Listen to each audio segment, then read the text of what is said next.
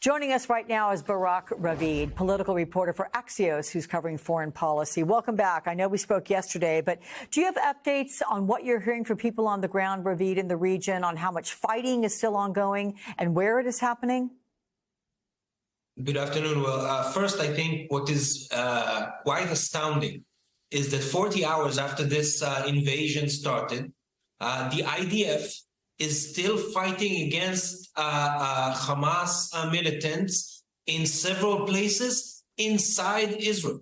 The Israeli military still did not move the fighting and the battle to the enemy's territory. It is still being taking place inside Israel in several of the villages and the cities near the Gaza border, which is something pretty amazing that I don't think that anybody thought would happen. The numbers.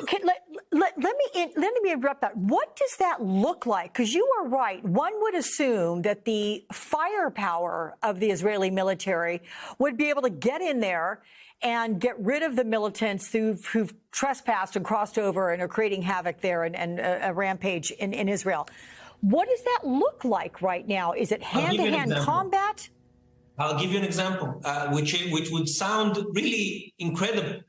But in one of the villages near the border, somebody came back to one of the apartments from the emergency services to take out bodies of Israeli civilians from one of the apartments that was stormed by Hamas militants. And he heard something going on in one of the closets. And he thought that it might be something suspicious. So he called the soldiers back into the apartment, only for them to find the Hamas militant in the closet hiding and trying to shoot them again. This is just one example, one testimony of that this person gave. And you hear more and more of those testimonies of people who are, the number of Hamas militants that managed to enter into Israel is something close to 1,000 people. And some of them managed to reach villages and towns that are 10 miles from the border. Sometimes one town was even 15 miles from the border. That's a lot, which means that they were all over the place. And the numbers of extraordinary. The number of casualties, of civilian casualties, is overwhelming. At the moment, we are talking about 700 Israelis who were killed in this invasion. Most of them are civilians. 260 Israeli civilians, most of them under the age of 30 or 25, who were at a party, at a rave, near the Gaza border.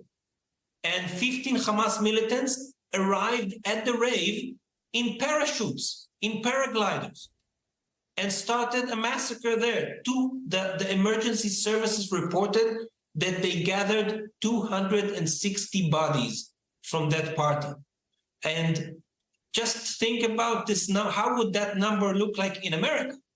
When you look at relatively to the size of Israel, you are talking about tens of thousands of people killed if the same event, if you try to do it in America.